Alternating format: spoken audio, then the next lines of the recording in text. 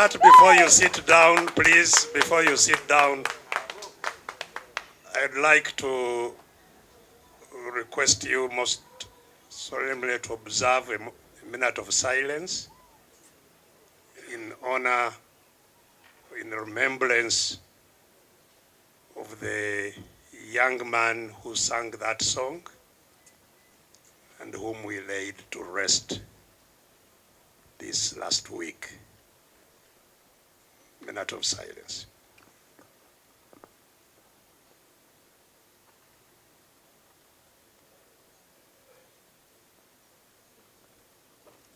May the Almighty Lord rest the soul of Adam Mulwana in peace. Resume your seats, please.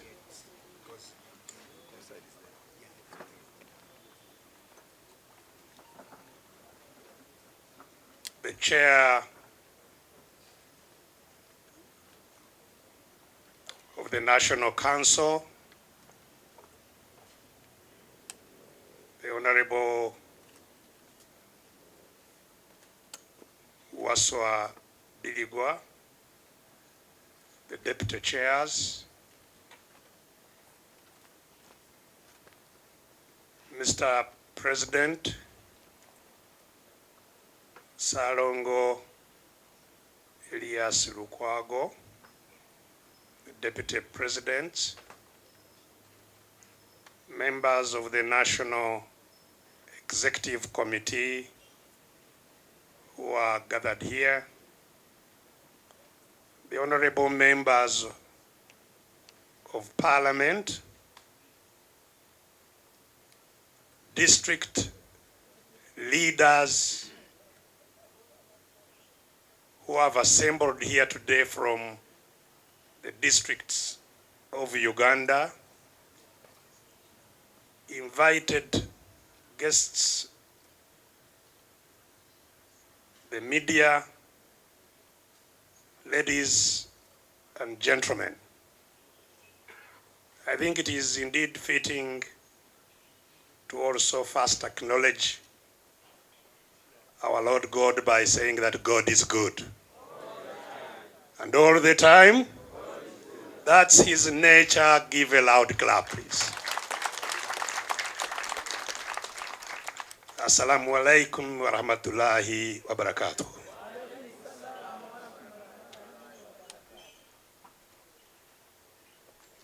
One Uganda, one people, Ra. Very, very glad to be here and to see all of you once again. And it's gratifying that in spite of the hard times and tough road on which we are walking, I can see still you have a smile on your faces. That's why God is good indeed. When the situation is tough, the tough get going. And I'm really pleased that your resilience is displayed today. And I'd like to thank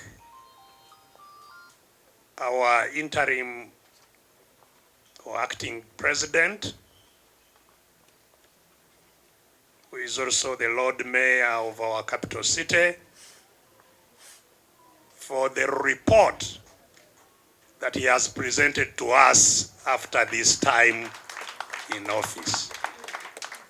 Thank you very much for that report that shows that there has been tremendous success on the tasks that were entrusted to the leadership for the 6 months. And indeed, success must be acknowledged because we have a new national council sitting here today that arises out of real elections, not selections.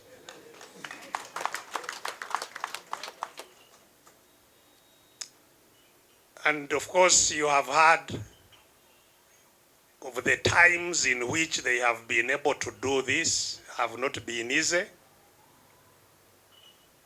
Working from exile without any resources, and to do a lot of things that required to be done and in a very short spell of time. So the president, I think, communicated in his report that as we gather today, we cannot avoid considering where we need to go. The Honorable Salam Musumba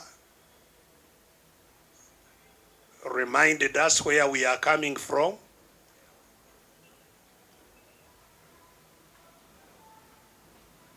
And how we arrived here. The challenges that we sit here while still experiencing are well known to all of you. So it's an important question: where are we going? And you are the leaders, so you are the ones to answer it. The National Council is the second highest organ of the FDC, next to the Delegates Conference.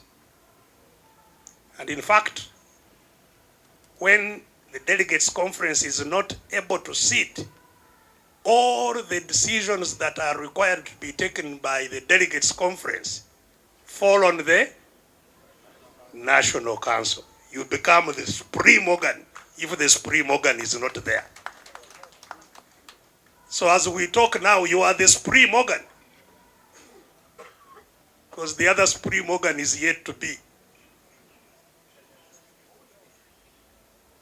And therefore, you have a heavy responsibility on your shoulders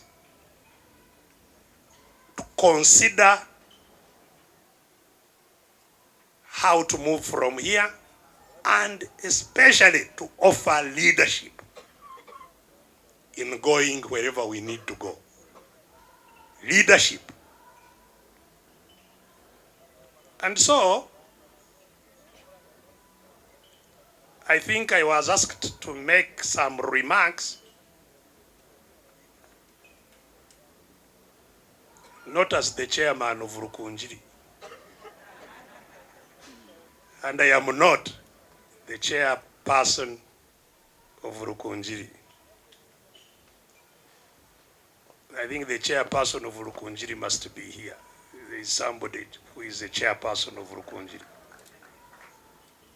Rukunjiri continues to create a lot of challenges in how they organize themselves. Because I heard they were in a lot of commotion yesterday only in order to get somebody to come to this meeting. It's a bit of a shame that the place that should be leading in showing how things are done, because we are all from there who should provide that kind of leadership, but there is quite a bit of confusion in that area. So I'm not here as the chair of Rukunjiri. I'm here, I think, as one of you who has been here among the longest and been involved at every turn and corner of what has been happening. And so I think they asked me to make remarks that derive from that kind of experience. And I won't be making many remarks, because when you make many remarks, they are forgotten.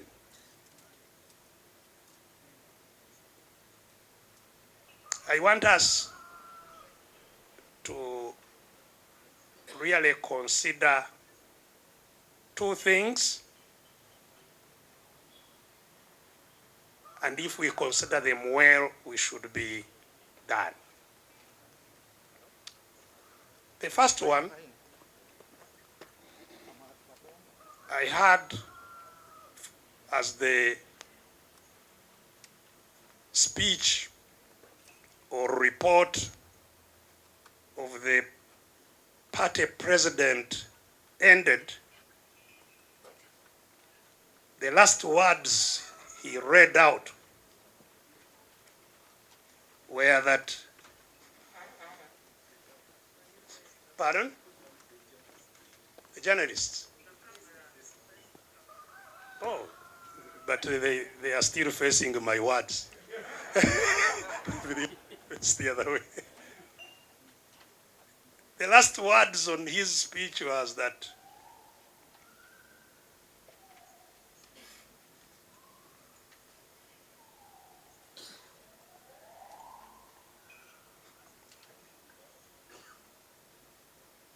in the premises, the big premises he had built, I hereby invite you honorable members to have a candid and frank deliberation or deliberations about the aforesaid permutations, possibilities, with a view of generating a consensus on the most appropriate and viable course of action that will enable us march in a single file with fortitude until we reach the promised land. Those were the last words that he said. So what is the promised land? Which is this promised land? We need to be clear where we are going, because we may think we are going to the promised land when we have different ideas of where that promised land is. What exactly is the promised land? Which, when we get there, we say, oh, we have arrived. Where is that promised land? In other words, what is it we are fighting for? Somebody wants to give me a quick answer. Yes, that one says it's the Uganda we want. But I'm sure everybody has in mind his own Uganda he wants. Do we want the same Uganda that we are heading to? And what is that?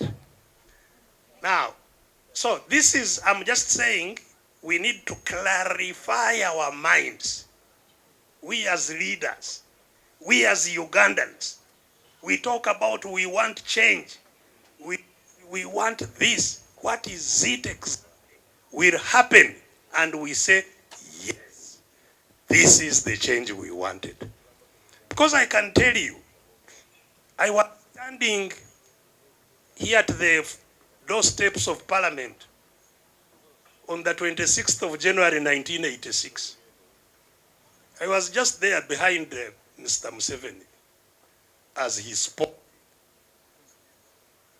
after being sworn in as a new president. And he talked about the Uganda we had fought for. And he said what is happening here is not a mere change of the guards. This is a fundamental change.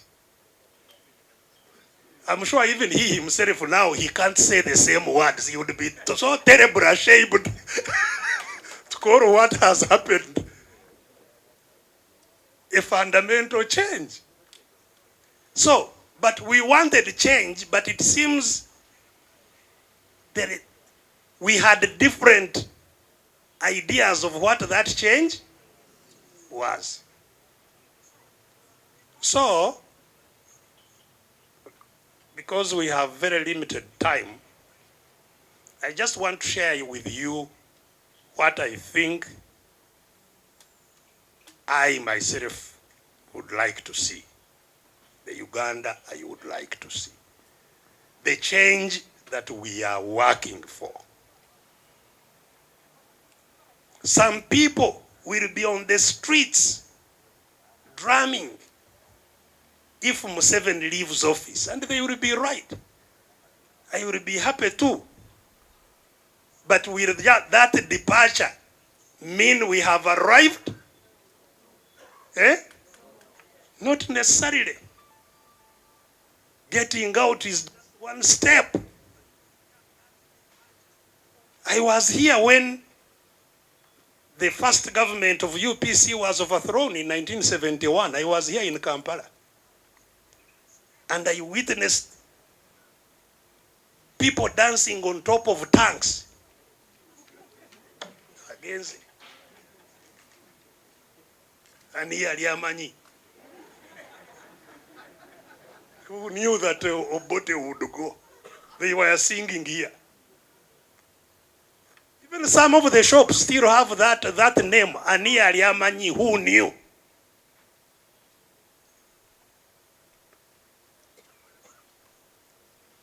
Just shortly after that, problems began.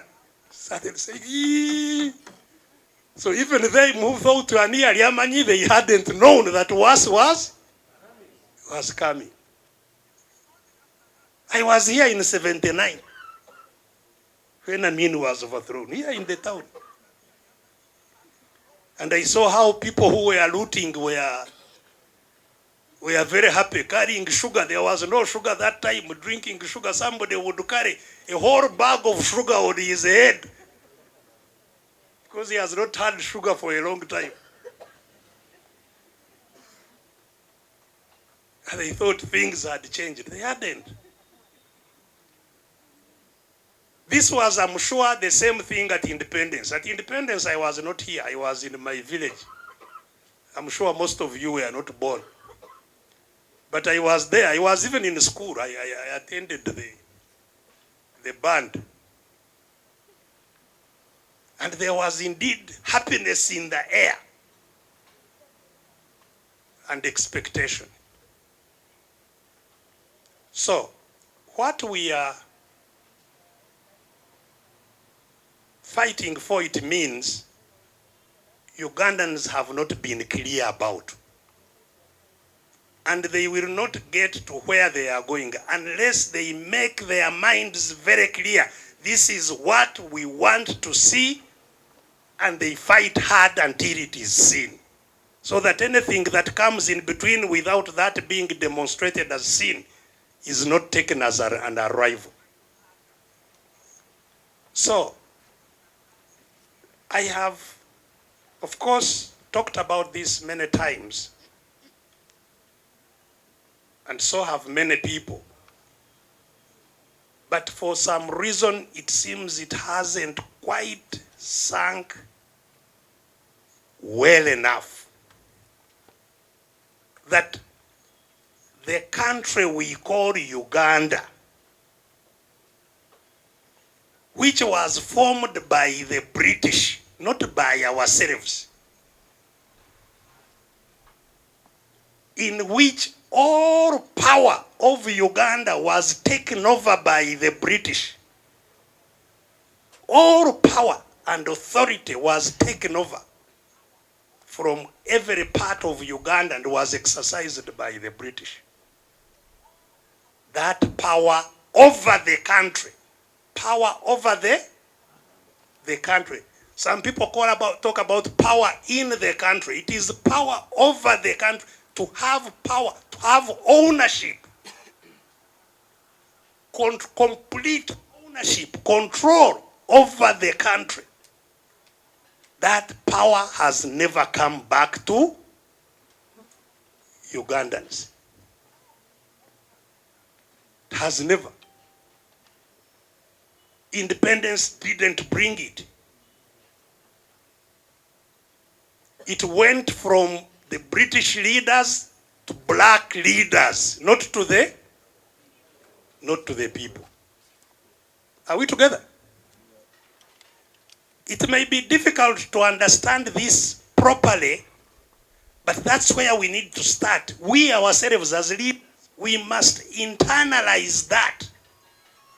How does Uganda become our country, which we control, which we are not just living in, but which we control, where we are the masters? In English, that is called sovereignty. Sovereignty. Mu Luganda, obwananyini, nanyini nsi, the owner of the country. We have never experienced it. That's why we don't know it. Ugandans have never experienced sovereignty. Never. That's why this struggle we are engaged in is a fundamental struggle in itself. Our grandfathers, our fathers have never experienced sovereignty. The sovereign was the Queen of England. Before the Queen, it was King George. King George passed it on to Queen Elizabeth. Queen Elizabeth passed it on to by the time King Charles, there was already a different story here. So during Queen Elizabeth, power was handed over to the Kabaka of Buganda as president and head of state, Sir Edward Mutesa. Sovereignty was handed over to him. He was overthrown in 1966. He was overthrown together with the constitution that had handed over power with him by the military. He was overthrown. And since 1966, it has been. So if you talk about a period in which there was some semblance of sovereignty to the people of Uganda, but it was still really in transition, it was 62 to 66. Then the guns came in directly and took over power.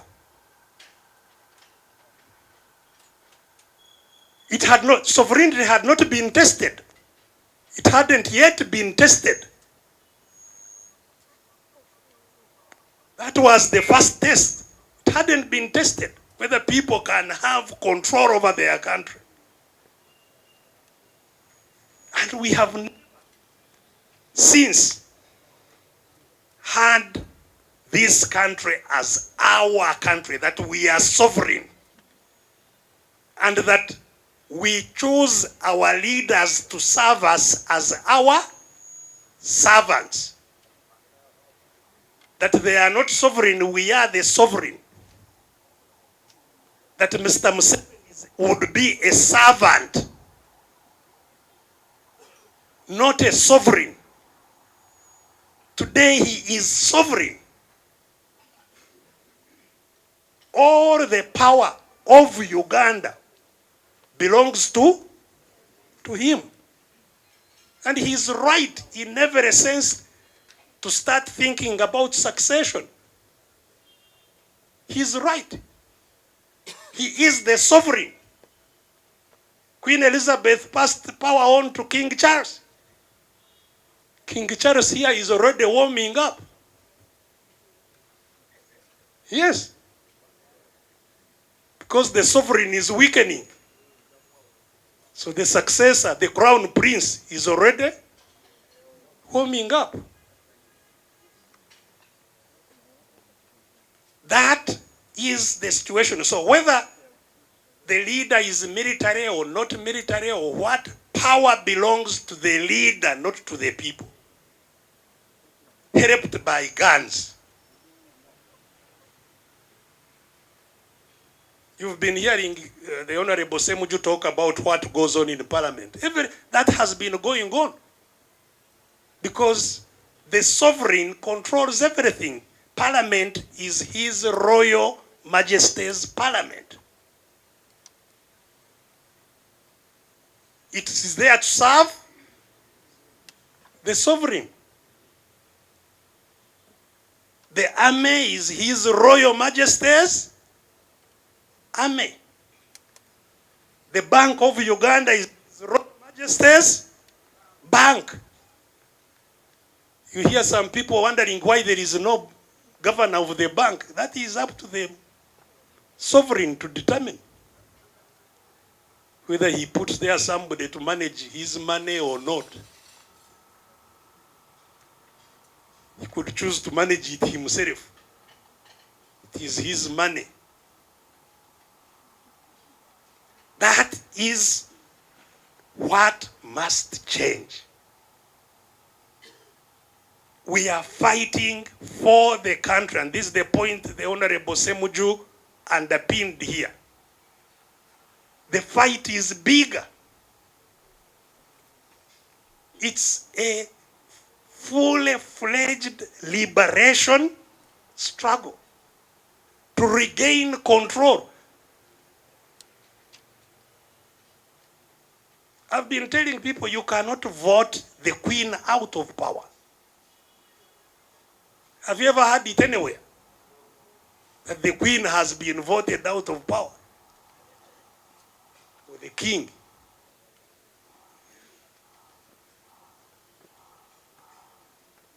We have King here in Buganda.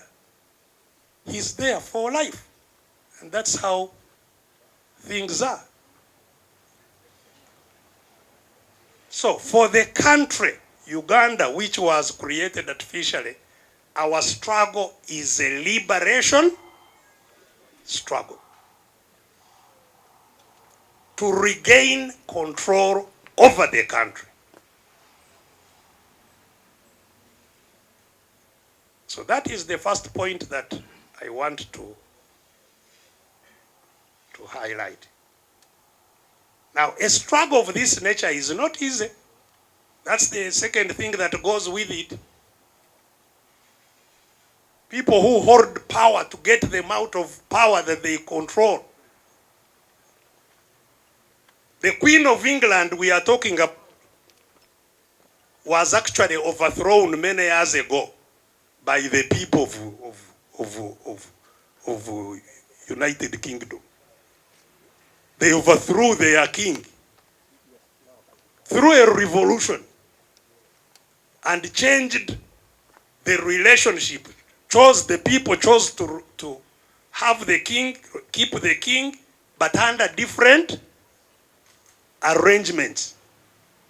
The power was taken away and shared amongst those whom the people chose to give it. Parliament has power to make laws. Executive to implement. Judiciary has power. But it comes from the people. It comes from the people. And that's why if a leader makes a mistake and is exposed, he doesn't have to be thrown out. The leader knows that since my mistake has been exposed, the people are coming for me. He leaves before they arrive. Don't think that when you hear this one has resigned, you don't think they have more integrity than our leaders here. It is because they know that those with power are very strict. The people, you eat their money, they come for you. So if you are exposed, you have to resign before they come and grab. But here you can't talk about Museveni stealing because all the money is his. All the wealth. That's why he's now, one thing he has been still fighting for, which he hasn't managed to get full power over his land, he's still grabbing, at least illegally. But all other things, they belong to him. So, ladies and gentlemen, how do we regain sovereignty? Can we regain sovereignty by associating with the sovereign? Can we? It will not happen. But it is tough to fight on until you regain sovereignty. It is tough. Make no mistake, it is tough. But just like the Bible, those who read the Bible say, must be in the chapter of Matthew, I think, where it says that the wide gate and the road that goes to the wide gate leads to destruction. It's the narrow gate and the narrow path that leads to life.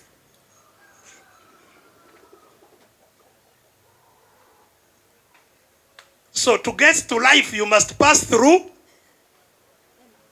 a lot of difficulties. Rest assured, you must pass through the wide gate. The wide road leads to destruction. You want easy things, you go to destruction. So that's why to regain our sovereignty is going to take a real struggle. And we are assembled here now, facing how do we carry forward that struggle. That's what we are assembled here to do. How do we carry forward that struggle?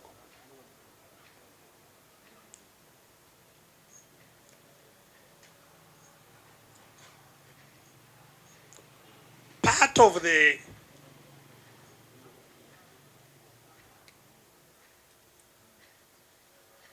complication in getting through with this struggle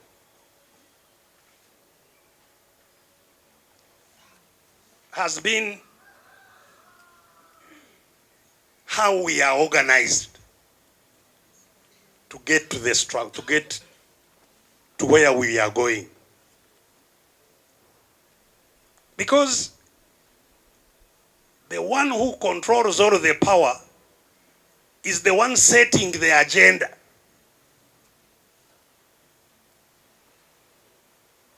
If you want to remove me, come on this day.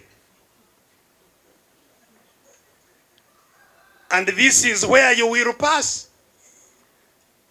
You will start there, come like this, and arrive on this day to remove me. And you also listen and go to the way he has laid down for you to move. You think you are likely to remove him or her? It won't happen. So, we need to organize differently. We need to plan differently.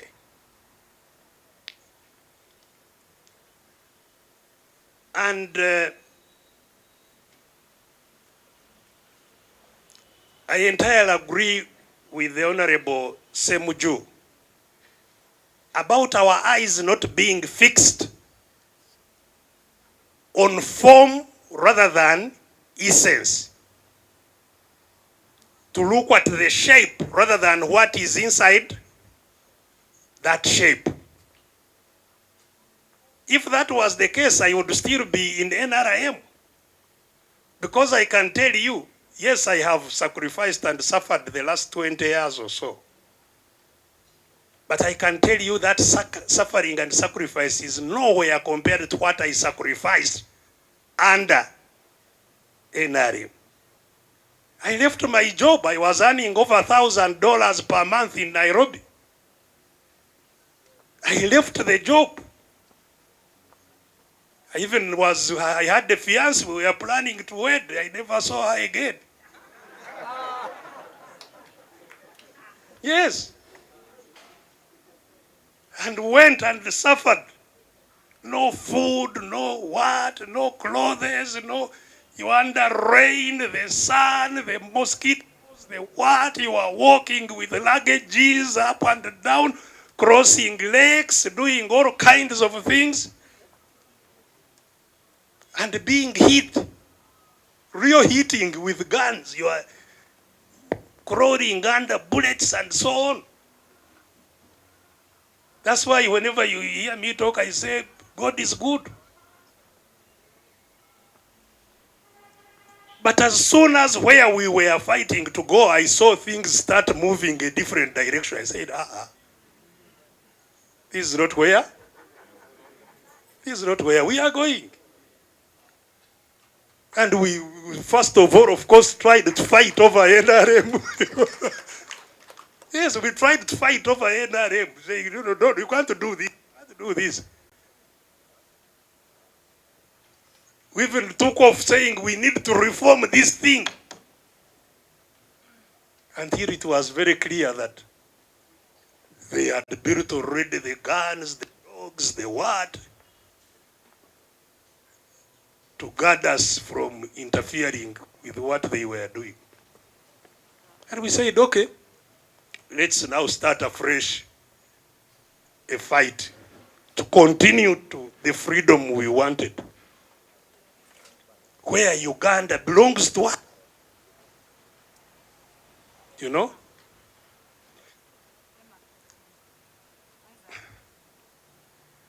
These days I've been seeing my brother, General Otafire, lamenting, saying, how can you bequeath the leadership of Uganda to your son? This is unfair. Me, I am not going to bequeath my constituency to my son. Why are you doing this?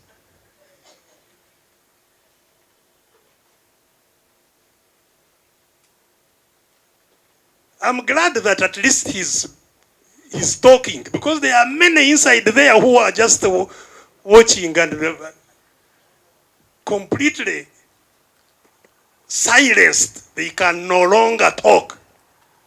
At least he's now still talking. But it was the same people that we told this thing is going astray. Let's fight now. Let's not wait until it grows wings and horns and other things. Let's fight now.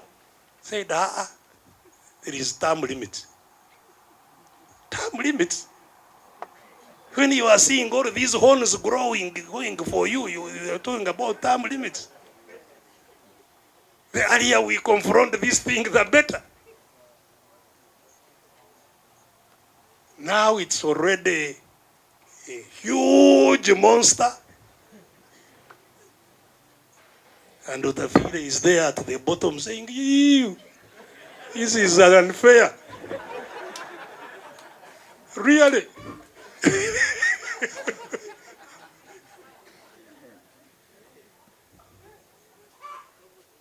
We shouldn't, and this is what we were telling the people in Naja. Because as you all know, we had a lot of discussion before they continued where they are going. And they were saying things have become tough. We have no money, we have no this, we have no that. People are defecting. We better talk to the man. We tried election, they failed. We tried walk to work, it failed. Let's talk to the man. I said, but so how can you now make a decision that we all surrender. That we all go and say, we have come. And they said, yes, let's do that. What else can we do? Whatever little he gives us, at least we keep that. We don't know what will happen in the future. Maybe he will die, maybe. That's not how countries are saved. Countries must be saved by people who are determined to fight on in daylight, in darkness, in rain, in the sun. You must be determined to fight on until you get your country back.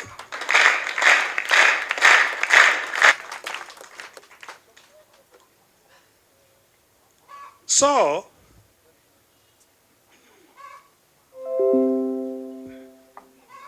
we are at this crossroads, but an important crossroad.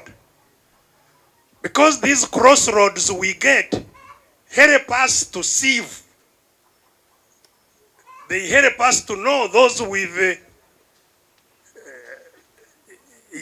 strong heart and those who are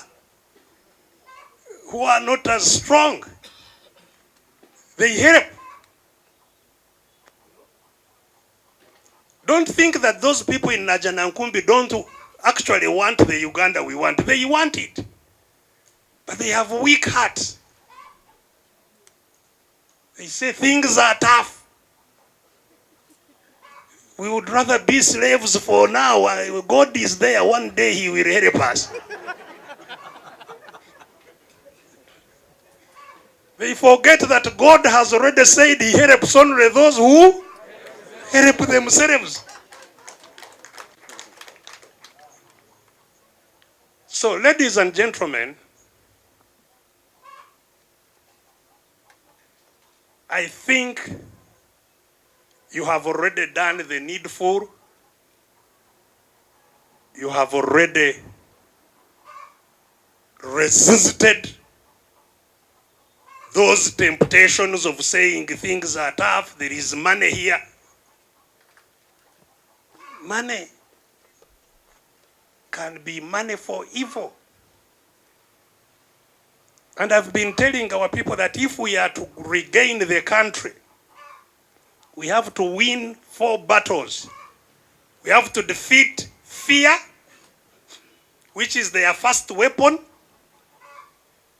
Their first weapon is fear. We must defeat fear.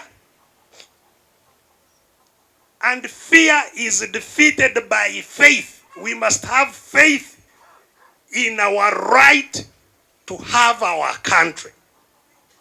We must first of all build our faith that this is our country. It's the only country God gave us, and we have a right to fight and to own it, to control it.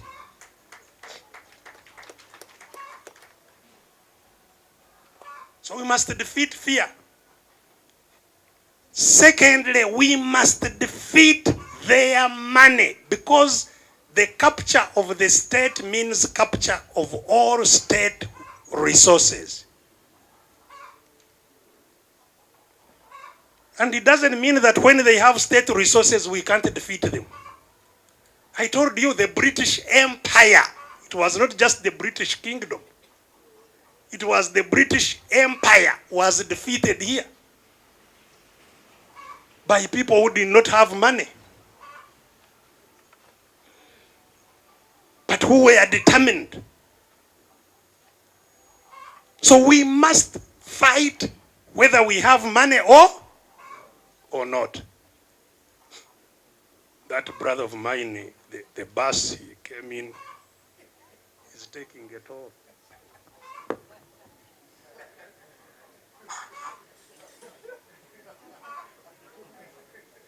That is the struggle. That is the struggle. You come in bus at night, you spend the day in the meeting, you go in the bus in the evening, and you go home. And the garden is waiting for you as soon as you arrive. That is the struggle. So if you feel a little sleepy, stand up and warm up and sit down. We must defeat their money. That's why we can meet whether we have allowances or not. They cannot meet.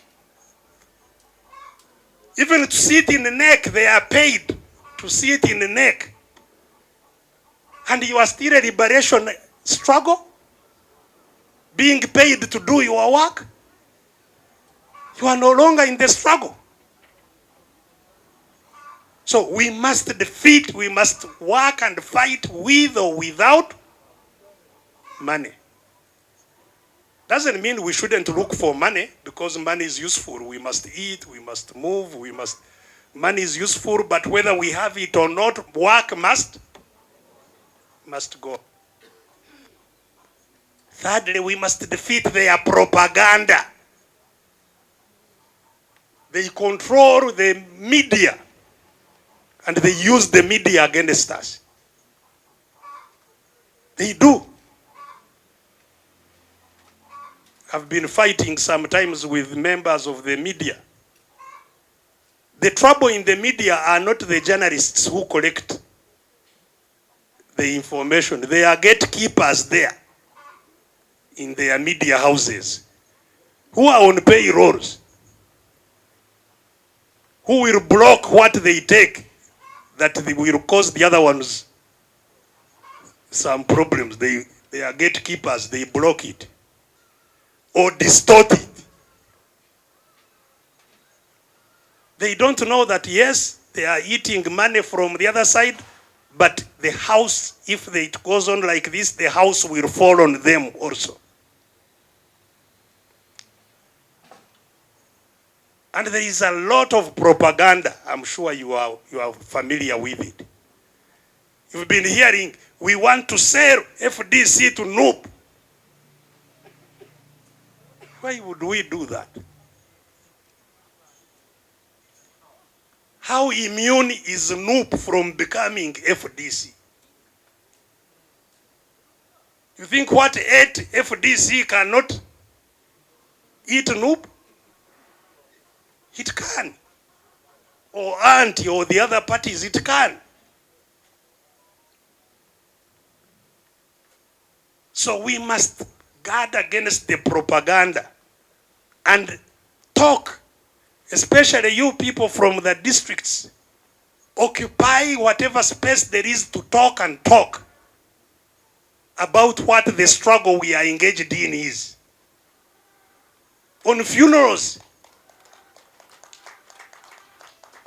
of course I have heard the complaints, because when you go to the funeral and you have even not taken mabugo, they may not give you the loud, the Kazindaro to talk.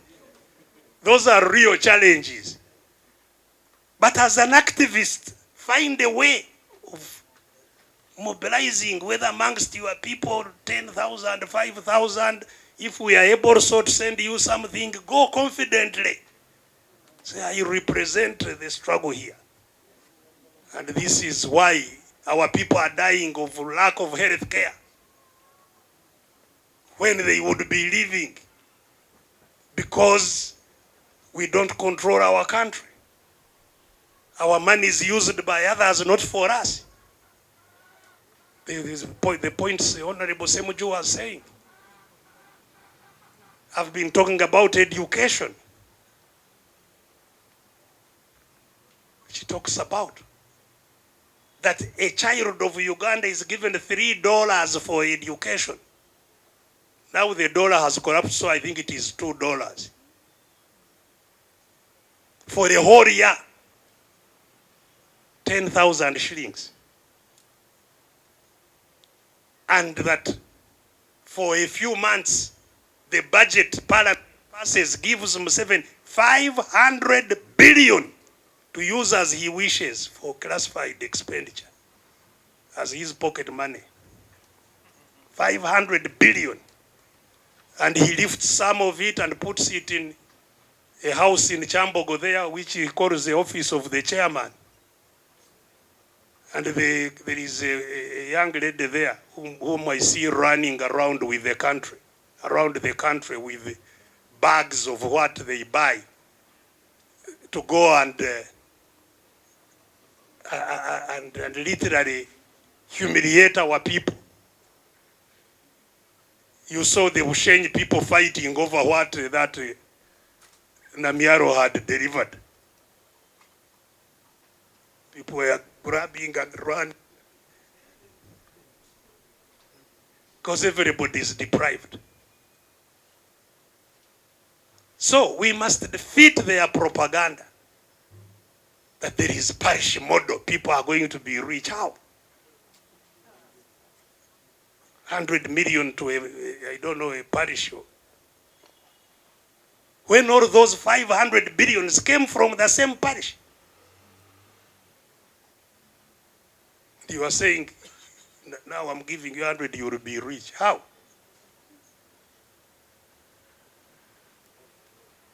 But lastly,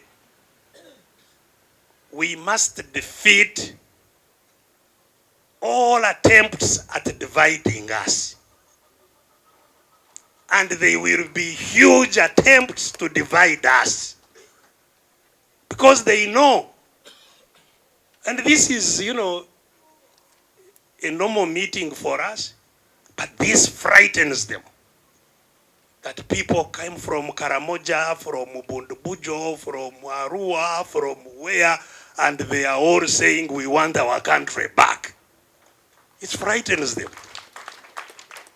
So they will be working overnight, even as you leave, to make sure they change your heart. Now you came all the way. What have they given you? Now, will the children go back from those words? Will they go back to school? Will your children go back to school? We are the ones who can help you take your children back to school.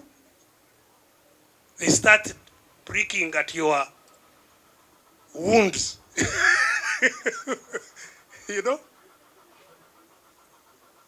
And so it's a very difficult time. But we must, if we are to survive, we have to remain united and fight together. And I'm glad that Honorable Semuju has indeed underscored that we have to remain together, to fight together. I think the calls he has received, he caused the calls himself, because he's the one who alone went and said, I am now leaving FDC. If we all together say we are leaving FDC, everybody understands that we are all marching. So don't go alone. Let's move together. Let's stay united together and fight on. And that means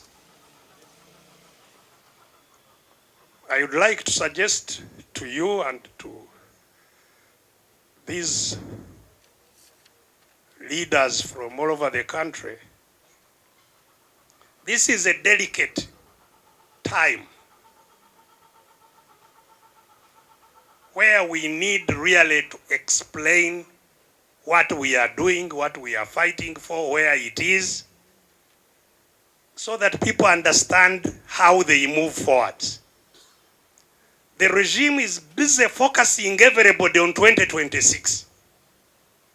How prepared are you? You know the election is coming. Have you already chosen your candidates? Who is your candidate? So they want to put you, again, to rally you onto their agenda, their path. We must defy that. So, first, let our people understand where we are going, how we got there.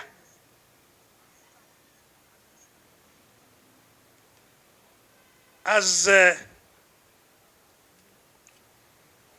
some of our languages say, if you are strong, you don't have to wake up very early. Eh? Yes. If you are strong, you can stay at home, because you know when you get up, things will happen. Whether it's a garden, if you want to clear it, you can clear it in no time. Amanyi okolachi? Oina. So let us concentrate on building the money. If we have built the power, if we stand up to hit in any direction, everybody will hear us and feel us. Let's build the power. So, my suggestion to you, ladies and gentlemen, would be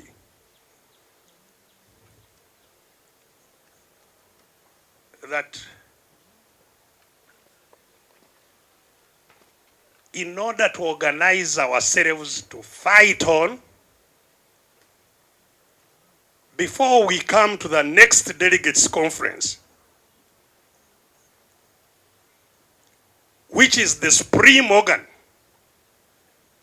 at which major decisions can be made, I think I'm just suggesting to you that you need to, now being the leaders of your districts, engage our people in the districts with all this information that you have received. First, that we have all these options of how to move forward.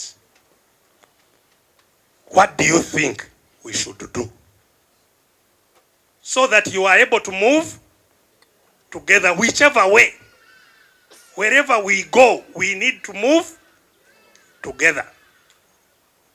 Because those people are looking for cracks.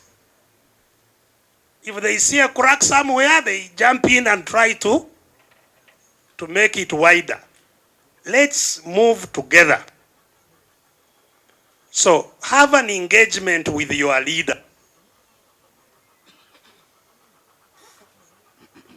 The president has given us options of how we can move. Maybe if there is another option, you raise it here so that we also discuss it. Because you are the leaders. He has given how many options? 5. If there is a 6th one, raise it. Or 7th one, so that we see what is available to us. What is the challenges? What challenges are there with either? And we go and have an engagement with the people. Because he says we can continue fighting to rescue our party. The case that concerns their illegality is in the court. And as you heard, we have now strengthened our legal team to fight. But the reality also is that we are fighting in their courts. So we don't know how long the case will. We don't know how long the case will take.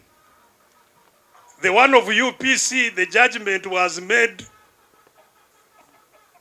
some years later, when even the term of office that they were fighting was gone.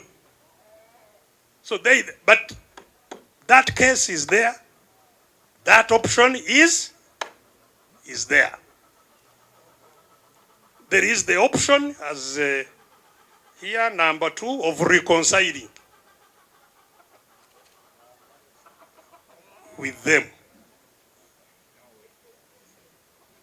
Of course, we can only reconcile if we are going to the same place. Somebody who is going there and you are going this way, I don't know how you reconcile. So if there is anybody wishing to start reconciliation, I think the starting point would be to see how people change direction. Their direction is very clear, working with the government. Very clear. They have said so themselves publicly. They will want to work just like Mao working with the government. That's what I heard Nsibambi say in parliament. He says, for me, I have come to work with the government. So there is that option. You will have a very, very difficult task, if not impossible, to change me to go there, to go that direction. But if by the grace of God, there is a way of bringing us to one path towards regaining our country, then it's an option. Those who can help in achieving that, let's consider that. There was number 3, which was having a new formation, saying cut your losses and move on. That also is, it has its own challenges, but it's an option.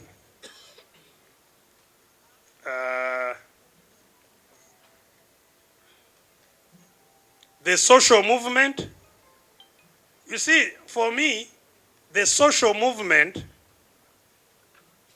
I don't know why the party president put it here. Because the social movement is already there. The social movement is not in competition with these options. Are we together? Because even if you belong to FDC, you can belong to a social movement. Like has been the case, our people's government is a social movement. But people could be in FDC and belong to the people's government. Our leaders like Ken Richam, they are leaders of other parties, but they are part of the social movement. DP is part of the social movement. So the social movement, I find, is not, and I think a social movement is a must. We must have a social movement which unites people from all formations to fight. Are we together? You see, parties are formed to compete in elections. And there is some advantage if you organize your way of how you can compete in elections. We have not organized ourselves to use elections for struggle. But elections too could be used for struggle. But that does not take away the fact that in order to fight, we need to unite and fight. So a social movement is a non-electoral platform. Are we together?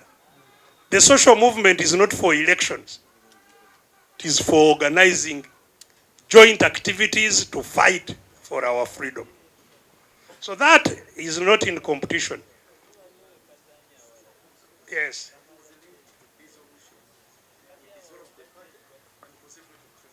Oh, okay.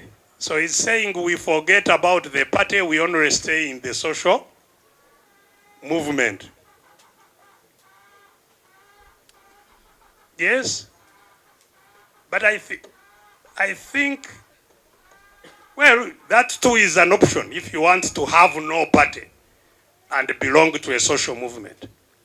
But that means maybe you would have taken a decision not to participate at all if there are elections.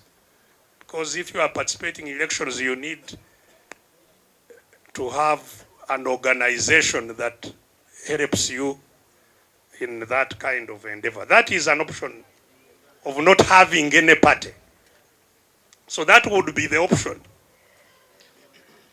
And lastly, he said each one going to the other formations that exist according to what you think. That is also dissolution. That is also dissolving and anybody moving to wherever you want to go, joining other formations.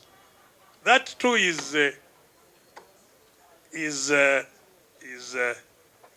so I think if there is another option you want, it would be good to raise it and it joins these ones. And then my suggestion to the party leaders is that I think it is important ahead of that delegates conference to have a conversation going amongst our people, led by yourselves in your different districts. You lead conversations. And maybe during that time also, like I heard, I think it was Kaija say, we also at the national should come to your districts and talk directly to the people. Because since all this chaos happened, we have really not met people to tell them firsthand what happened. So they hear stories from different people, but I think we need to update them directly about what has happened, where we are, and how we end this story. So in the process of your conversations in the district, I think that too should happen. And then we come to the delegates conference already with an emerging consensus. Okay? And I think our leaders can help in linking up with all the districts to see how a consensus emerges. Then if we come to a delegates conference, it is easy to manage and to move on. So, very lastly, my sense of the opposition we have. If you are fighting, you must look at yourself, and you must also look at the situation of that one you are confronting. Some people, you see, again, confused by the propaganda of the regime, create the impression that there is no opposition now. You know, Museveni will have a field day in the next elections because there is no more election. All the opposition parties are busy fighting each other. So there is no hope. They are trying to paint a picture of hopelessness on the side of the opposition or on the side of the population. Because what they call opposition are people who are really fighting on the side of the population against the state capture.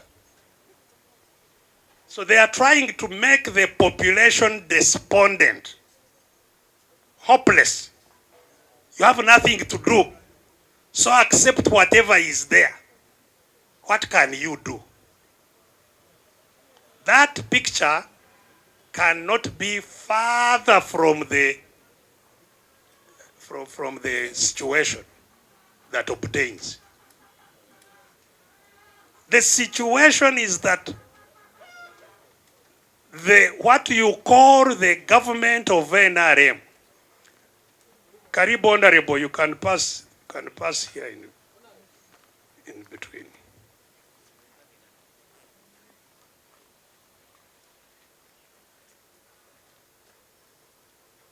This lady comes from the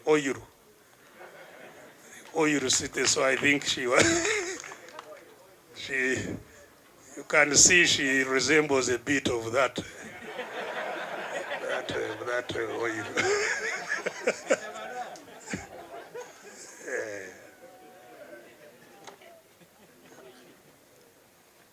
Yeah. So I can assure you, I have been here. I was in the NRM, which used to be NRM, and that NRM, of course, ceased in 2005. It first ceased really in 1996. They fraudulently went on up to 2005. And from there is some genetically modified animal that is rampaging all over. So I have seen all these mutations. I was the national political commissar of the original NRM. So I know from there up to today. Most of the people talking about now for NRM what, they really have no idea where it was coming from and where it was going. Most were not born anyway. I can say without the slightest fear of contradiction that anything NRM-ish has never been weaker than it is today. Extremely weak. In fact, if we don't do anything by ourselves, it will collapse on itself. I can see that. The only disaster is that if it collapses by itself, it may collapse with the whole country, and we get into a failed state. That is the imminent danger. And that's what befalls long-term, sit-tight dictators, where you have dictators that have ruled for decades. The country ends up into a failed state. That's how Somalia ended up where it is. That's how Sudan under Bashir ended up where it is. That's where Congo under Mobutu ended up where it is. That, I can continue.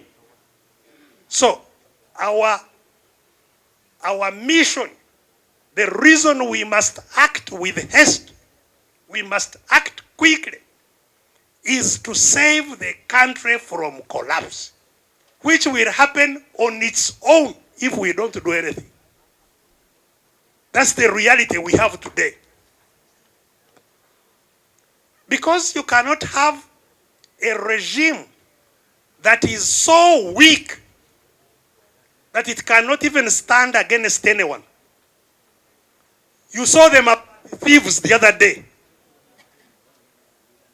Caught red-handed. So if there was a semblance of some strength, at least publicly, even if internally you may have sympathized and you may reward them differently, at least publicly you would wipe your shame by removing the thieves that have been captured. They are all still in office, including ministers of finance, including prime minister, including the speakers, including, so the whole government. So if you are willing to now formally accept that you are a thieving government, you cannot do anything about it. You are a bunch of thieves. That's what you have reduced your government to be, a bunch of thieves. that you are that weak, that you are weak, that you can have somebody from your own military, who is even your own son, violate your laws, your constitution, which you swore to uphold. You can't even from the bedroom try to have a neat arrangement of how to even make that person a successor. You are in deep trouble. You know? So where does it leave those who are following you? You know?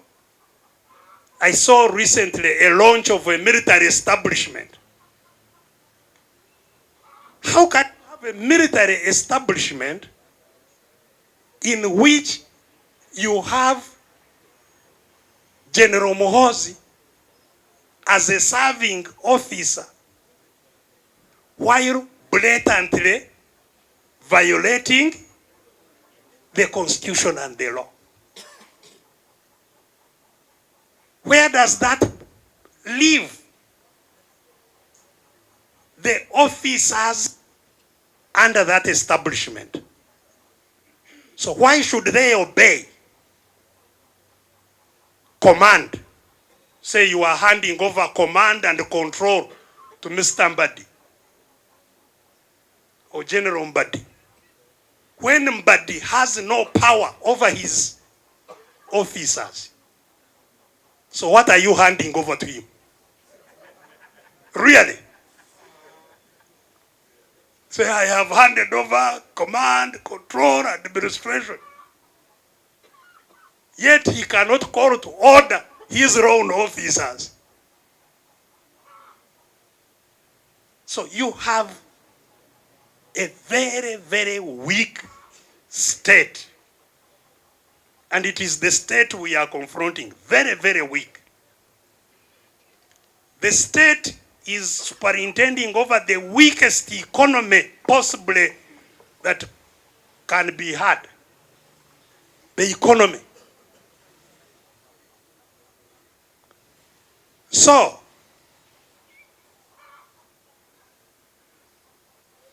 it is us missing in action to really take over something that has already collapsed. We are, in other words, the state is there by default because we haven't organized ourselves to take it over. This is why I'm inviting you that rather than focus our attention on the fake elections they are calling for 2026, let's make our action plan to get rid of the whole of this scam before then. Before then, we can and we should. Of course, if we fail, and some of you don't have that faith as yet that we can succeed. I have full faith myself that we will succeed. But should you fail, we should fight through the election to make sure that it happens. And we have a task force that I am aware of is working out a strategy. Should that arise, how do we confront it? And I think with those I have spoken far, far more than I intended to speak. But I have been trying to make 2 points in all these many words. The first point is where we are going. We need to internalize it. That unless we have a country in which we are the masters and our leaders are our servants, that is turning upside down what is going on. Because you cannot be the master of the country and they are bribing you to vote. You cannot, your servant cannot bribe you to give the servant a job. If you are in your home, can the worker who is looking for a job bribe you to employ him? So why do you think in the country, the owners of the country should be bribed to choose those who lead us? This is why we must change that. That is the first point I was making. And the second point is that we need to quickly organize to fight and achieve that goal. It will not come easily. It will not come easily. We must tighten our belts and make a determination that we must fight until the country is ours. And I've told you what we have to defeat in that fight. I thank you and further congratulate you on taking on the mantle of leading the struggle from now going forward. God bless you.